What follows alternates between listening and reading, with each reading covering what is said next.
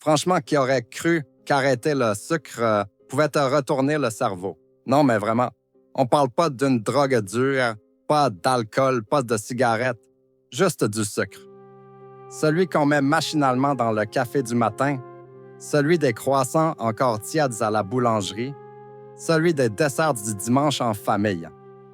Bref, ce petit truc quotidien qui en apparence ne casse pas 3 pattes à un canard. Et pourtant, pour Marc, ça a changé sa vie. Pas comme il l'imaginait, ça non.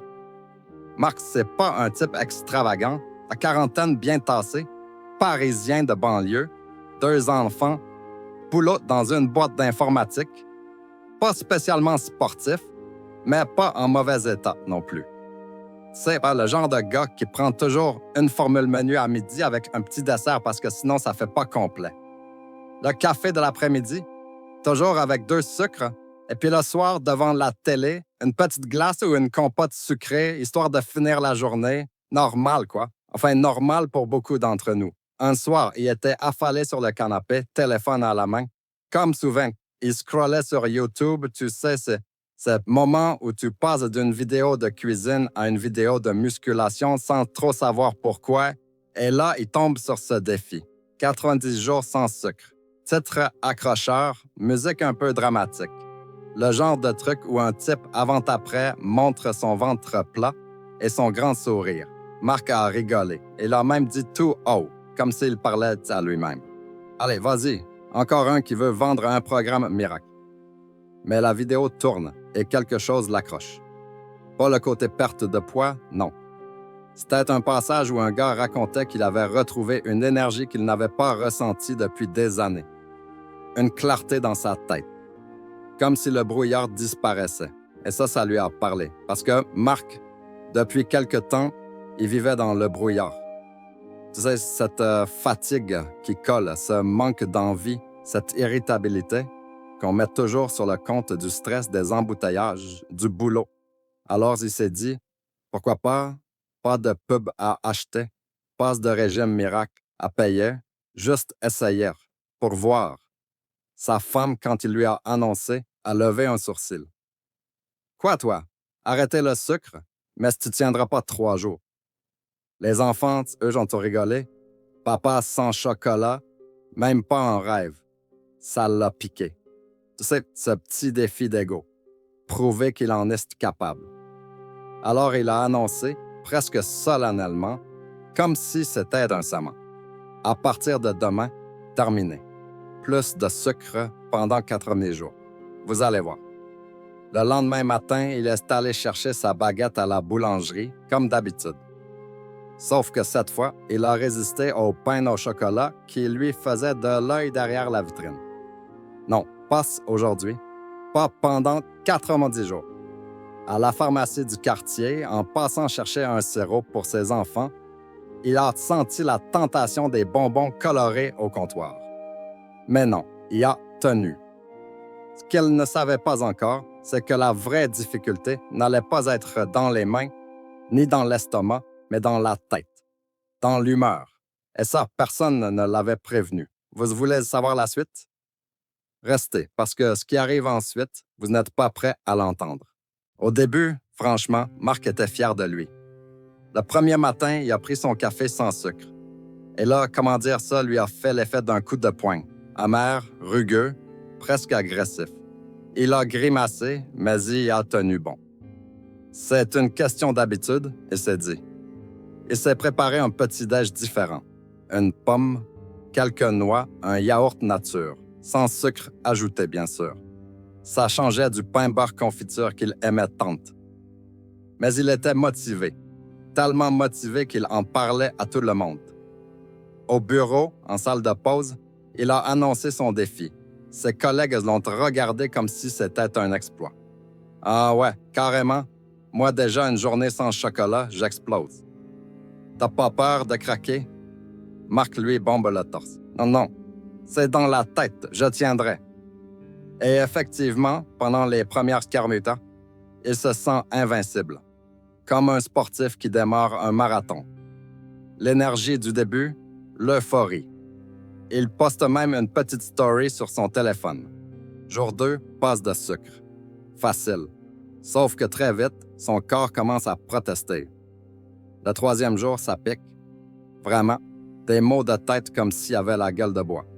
Et cette irritabilité, oh là là. Dans le métro, un gamin qui met sa musique un peu fort, ça l'énerve. Dans les bouchons sur le périph', une voiture lui fait une queue de poisson. Elle insulte à voix haute. Lui qui d'habitude râlait un peu comme tout le monde, là, il s'emporte. À la maison, sa femme le remarque. Tu pourrais te calmer, non? T'es insupportable depuis 2 jours. Marc se défend. Mais c'est pas moi. C'est enfin, je sais pas. C'est ce défi. Ça me fout en rogne pour rien. Et puis il y a la fatigue. Il pensait qu'arrêter le sucre lui donnerait des ailes, mais si se traîne. Au bureau, il a du mal à se concentrer. L'après-midi, d'habitude, il allait chercher un soda ou un café sucré pour se redonner un coup de fouet. Là, rien, juste le vide. Ses yeux picotants, sa tête pèse lourd et se surprend à bâiller pendant les réunions. Mais le plus surprenant, c'est l'humeur en danse de scie. Un matin, il se sent super bien, plein d'entrain. L'après-midi, il a envie de tout envoyer balader. Un vrai yo-yo émotionnel. Ses enfants le regardent un peu de travers. « Papa, pourquoi tu cries pour un Lego qui traîne? » Et Marc Penaud réalise qu'il perd patience pour des broutilles. Il se dit « Bon, ça doit être passager. » Le temps que le corps s'habitue. Mais au fond de lui, un doute s'installe. Et si c'était pire que prévu? Il retourne sur Doctolib. Pas pour prendre un rendez-vous de toute façon, il n'y en a jamais avant 3 semaines, mais pour lire des forums de santé. Certains racontent exactement la même chose. Migraine, fatigue, sauter d'humeur. Phase de sevrage, ils appellent ça. Le mot le fait rire jaune. Sevrage comme pour une drogue. C'est ça, le sucre? Vous tiendriez combien de temps? 3 jours? 1 semaine? Parce qu'à ce stade-là, beaucoup auraient déjà abandonné. Lui, pourtant, il s'accroche. Mais il n'imagine pas encore la suite. La première semaine, Marc a serré les dents. Mais la deuxième, ouf, là, on entre dans la zone compliquée. Son corps lui fait payer chaque sucre qu'il ne mange pas. Déjà, les nuits. Avant, il s'endormait facilement, un peu fatigué certes, mais il dormait. Là, impossible. Il se tourne, il se retourne. Il compte les moutons comme quand il avait 10 ans chez ses grands-parents. 3 heures du matin, yeux grands et ouverts. Et quand il finit par s'assoupir, le réveil sonne aussitôt. Résultat, il se lève grognon, le teint terne, les cernes creusées. Sa femme le regarde et lâche un « T'as mauvaise mine. On dirait que t'as pas dormi depuis 1 semaine. » Marc un peu vexé. C'est pas faux. Et la journée, c'est pas mieux. Il traîne une fatigue lourde, un peu comme après un repas de Noël trop copieux. Le midi, ses collègues lui proposent un dessert à la cantine. Une mousse au chocolat bien brillante. Lui, il refuse poliment, mais à l'intérieur, il hurle. À la place, ils prennent une pomme. Il croque dedans. C'est fade, acide. Il se dit « Mais qu'est-ce que je suis en train de faire, sérieux? » Au bureau, ses nerfs lâchent pour un rien. Un collègue qui tape trop fort sur son clavier et il a envie de lui balancer sa souris à la figure. Une réunion qui s'éternise, il soupire bruyamment. Lui qui passait plutôt pour un gars tranquille, il devient la caricature du râleur parisien. Même ses enfants le remarquent. Anne. Sa fille lui dit « Papa, arrête de crier pour rien, c'est juste un jouet. » Et là, il prend conscience que ce défi, il n'est pas le seul à le subir. Toute la famille trinque. Un soir épuisé, il file à la pharmacie du quartier. Sous la pluie, il attend son tour. Carte vitale en poche, la queue qui n'avance pas. Dans sa tête, il n'en peut plus.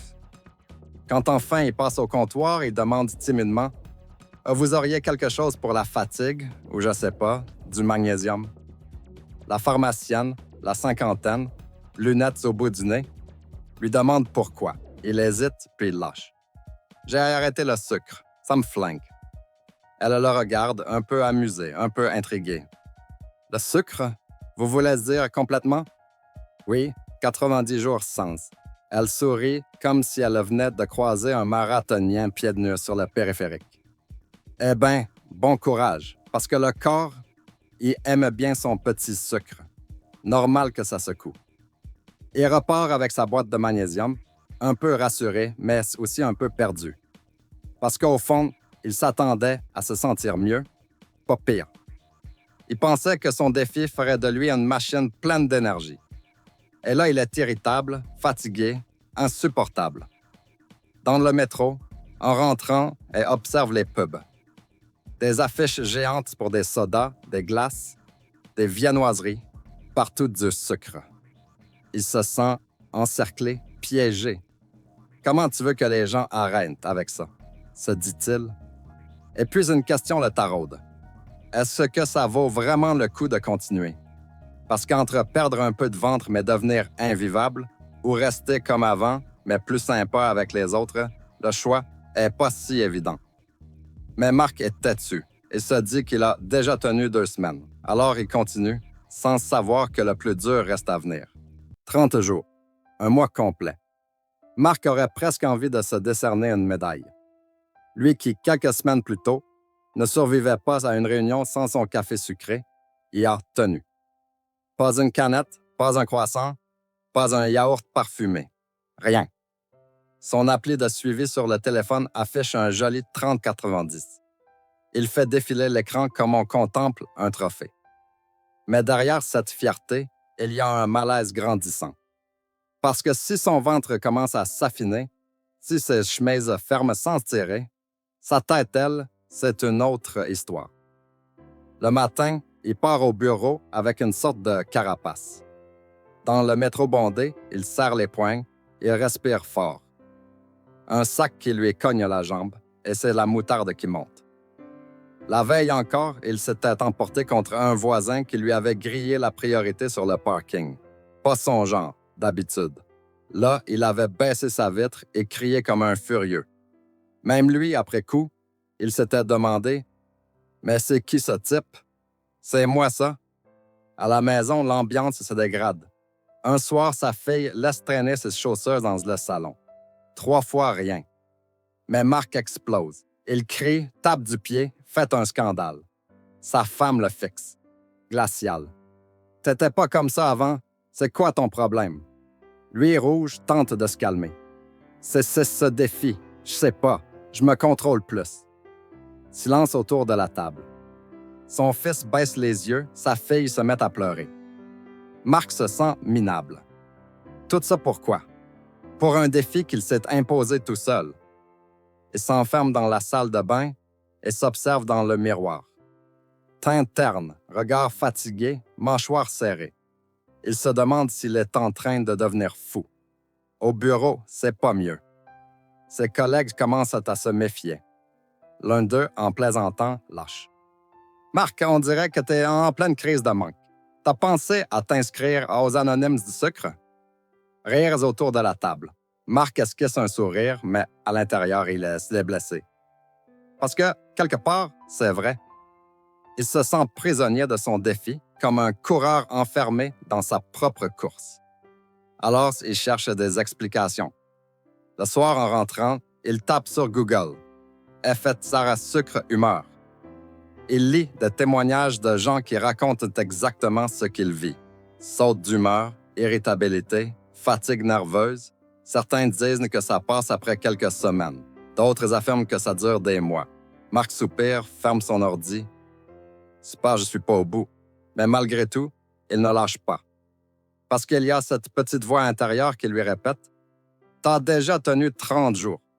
Si t'arrêtes maintenant, tout ça n'a servi à rien. » C'est un mélange d'orgueil et de peur d'échouer. Et peut-être aussi l'envie de prouver à sa famille qu'il peut aller jusqu'au bout. Un dimanche matin, à table, sa femme fait des crêpes pour les enfants. L'odeur envahit l'appartement. Marc avale sa salive, les enfants tartinent de la confiture, du sucre glace. Lui, il prend une crêpe nature, une bouchée. Fade, sèche. Mais il tient. Sa fille le regarde et dit « Papa, t'es bizarre, dis-toi. Pourquoi tu t'infliges ça? » Et Marc, un peu gêné, un peu fier, répond « Parce que j'ai besoin de savoir qui je suis sans ça. » Un mois sans sucre. Son corps, oui, commence à changer. Mais son humeur, elle, ressemble à une tempête. Et ce n'est que le début.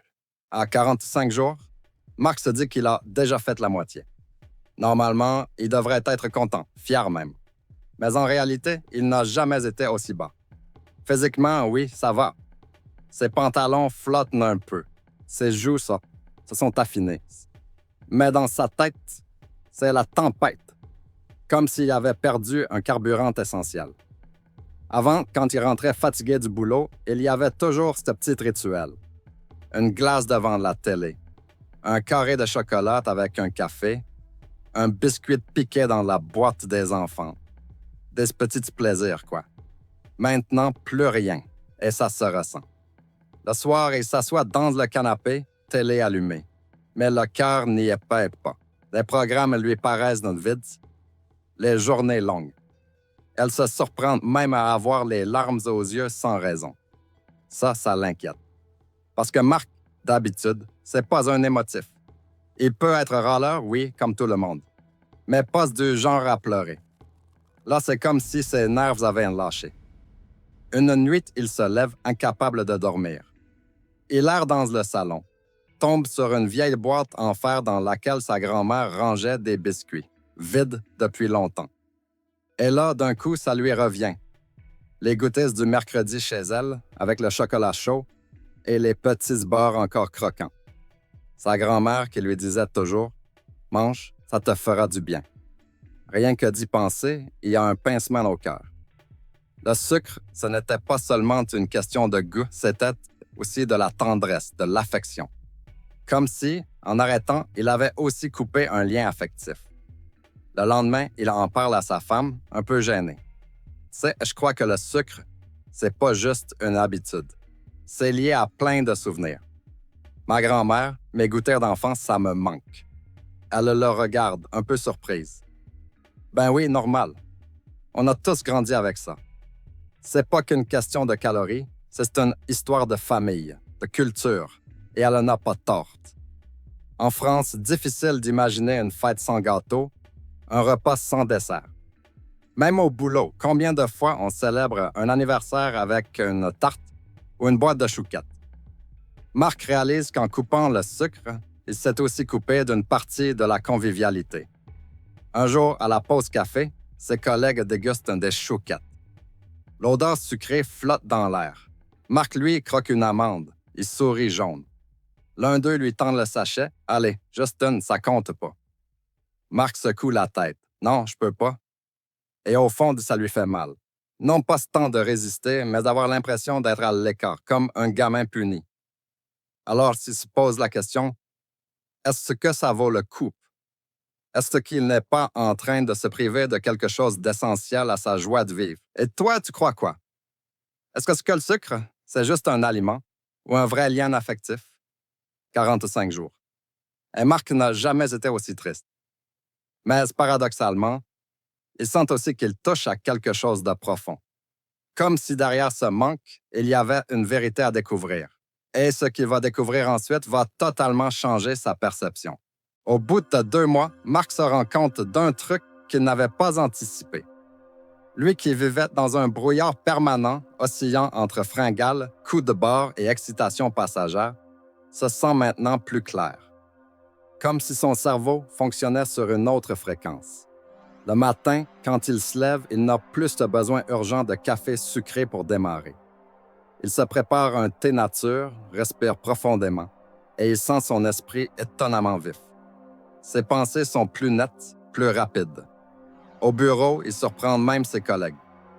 Il retient mieux les détails, enchaîne les dossiers avec efficacité. Un collègue lui lance, à moitié admiratif. « Dis donc, Marc, t'as pris des vitamines ou quoi? » Marc sourit sans trop savoir quoi répondre. Et ce n'est pas que dans son travail. Ses sens semblent décuplés.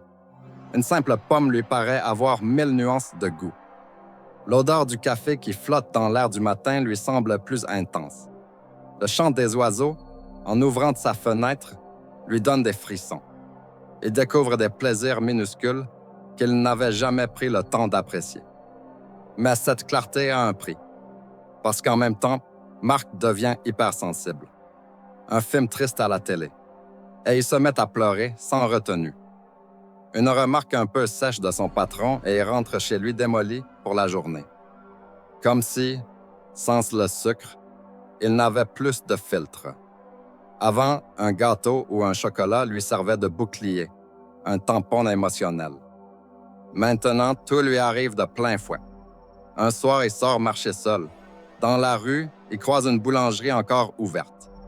L'odeur des brioches chaudes lui chatouille le nez. Il s'arrête, ferme les yeux, une vague de souvenirs l'envahit. Ses petits déjeuners d'enfants, ses goûters d'ado, ses rendez-vous amoureux autour d'un millefeuille. Tout ce qu'il a perdu. Mais en même temps, il réalise quelque chose. Ce n'est pas la brioche qui lui manque. Pas vraiment. C'est ce qu'elle représentait. Le réconfort, le rituel, le moment partagé. Marc marche encore, les mains dans les poches, et là, il se dit « Le sucre, ce n'était pas juste un carburant, c'était une anesthésie, un moyen d'arrondir les angles, de lisser les émotions. Maintenant que je n'ai plus ça, je suis obligé de tout ressentir, le bon comme le mauvais. » C'est dur. Mais c'est aussi une forme de vérité, une lucidité qu'il n'aurait jamais cherchée, mais qui s'impose à lui. 2 mois sans sucre. Et Marc n'a jamais eu l'esprit aussi clair ni le cœur aussi fragile. À 60 jours, Marc commence à s'en rendre compte. Ce n'est plus seulement un défi personnel. C'est devenu un problème social. Au bureau, chaque anniversaire est une épreuve. Une tarte aux fraises posée au milieu de la salle de réunion. Les collègues qui rient, qui découpent, qui tendent des assiettes en plastique. Et lui, toujours avec son « non merci, pas pour moi ». Au début, ça faisait sourire. Mais à force, ça agace. « Allez, Marc, t'exagères. C'est qu'un petit morceau. Tu fais ton difficile, sérieux? » Et lui, crispé, obligé de répéter que non, il ne peut pas. Comme si son refus était une offense, une attaque contre les autres. Et lui, ce n'est pas plus simple. Ses enfants, eux, veulent leur chocolat chaud, leurs crêpes du samedi. Sa femme fait de son mieux pour l'épauler, mais parfois, elle craque. Tu sais, c'est pas drôle pour nous non plus. On se prive de rien, mais toi, on a l'impression que tu nous juges à chaque bouchée. Marc proteste. Mais pas du tout. Manger, profiter, c'est moi qui ai choisi. Mais malgré tout, l'ambiance est lourde. Comme si sa décision avait créé une barrière invisible. Et puis, il y a les amis, les dîners, les sorties, comment dire un non au dessert au restaurant. Comment expliquer qu'on refuse le tiramisu maison d'un copain sans le vexer? À force, Marc décline les invitations. Trop compliqué, trop pesant. Résultat, il s'isole. Le samedi soir, il reste chez lui, une tisane à la main, pendant que les autres partagent des éclats de rire autour d'une mousse au chocolat. C'est là qu'il comprend quelque chose d'amer. Dans notre société, refuser le sucre, ce n'est pas neutre. C'est presque une transgression. Comme si le sucre était un langage commun, une monnaie affective. On dit « Je t'aime » avec un gâteau d'anniversaire, bienvenue avec une boîte de chocolat. On pense à toi avec une tarte déposée à la pause. Dire non, c'est briser le code. Un soir, sa sœur l'appelle pour l'inviter à un repas de famille. On fait un gros gâteau. Tu viens, hein? Marc hésite. Il n'a pas envie d'affronter les regards, les remarques. Il finit par dire oui, mais il sait déjà qu'il passera la soirée à expliquer, à se défendre, à justifier son choix. Et il en est fatigué d'avance. À ce stade, Marc n'est plus seulement en manque de sucre. Il est en manque de lien, parce que dans le monde où il vit, le sucre est partout. C'est un passeport social. Et lui, en le refusant, s'est mis de côté. 60 jours sans sucre. Et Marc découvre une vérité qu'il n'aurait jamais soupçonnée. Le sucre n'est pas seulement une habitude alimentaire. C'est un ciment social. Et sans lui, les liens se fissurent. 75 jours. Marc pensait avoir déjà vu l'essentiel, le manque, la lucidité, la solitude. Mais il n'était pas préparé à ce qui allait suivre. Un matin, en se rasant, il s'arrête net. Son visage, il est différent, moins gonflé, moins marqué. Ses traits sont plus fins. Ses yeux, plus vifs. Même sa peau paraît plus claire. comme si une couche grise avait disparu. Il se regarde longuement, presque méfiant, comme si ce reflet n'était pas tout à fait le sien. Et puis, il y a son corps. Les douleurs articulaires qui l'accompagnaient depuis des années, disparues. Ses migraines du dimanche soir, évanouies. Il monte les escaliers sans s'essouffler. Il dort d'un sommeil profond. Son médecin, intrigué, confirme. Tension plus basse, glycémie stabilisée, foie qui respire mieux. « Marc, vous avez rajeuni de 10 ans », lui dit-il en consultant ses résultats sanguins. Marc reste bouche bée. Tout ça juste parce qu'il a dit non au sucre, mais ce n'est pas tout. Son cerveau aussi a changé. Il se surprend à lire plus longtemps, à se concentrer sur des tâches de complexes sans se disperser. Sa mémoire est plus fiable, ses idées plus claires, comme si une brume toxique s'était dissipée. Et pourtant, au milieu de cette renaissance, une vérité plus sombre s'impose, car cette clarté a un revers. Dans le silence laissé par le sucre, Marc entend des choses qu'il avait toujours étouffées. Des angoisses enfouies, des blessures anciennes, des regrets qu'il n'avait jamais voulu affronter. Avant, un biscuit suffisait à les repousser dans l'ombre.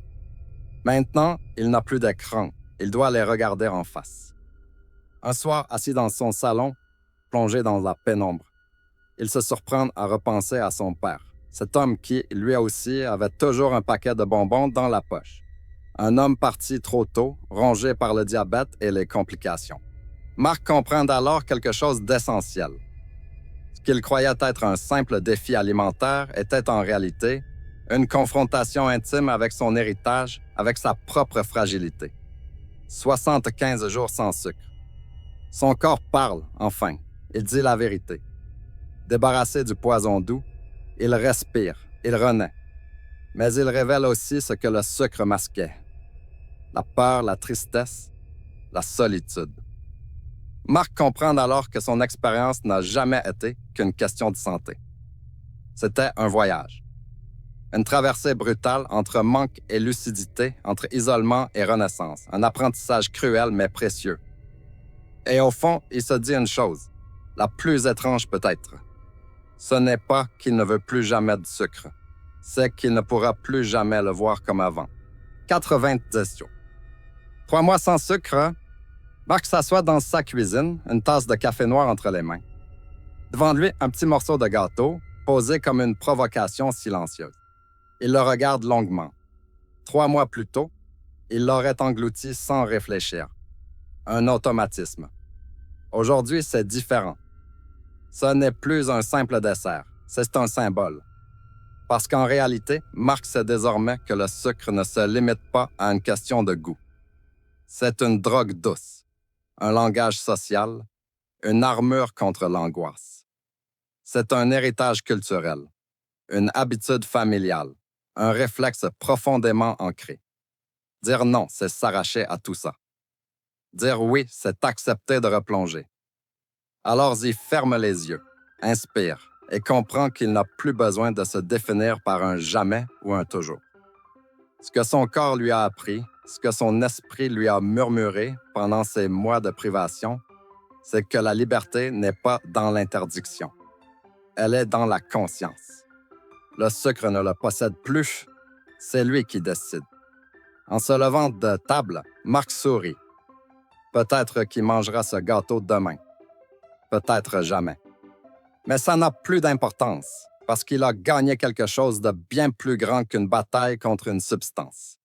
Il a gagné un regard neuf sur son propre corps, sur ses habitudes, sur sa vie.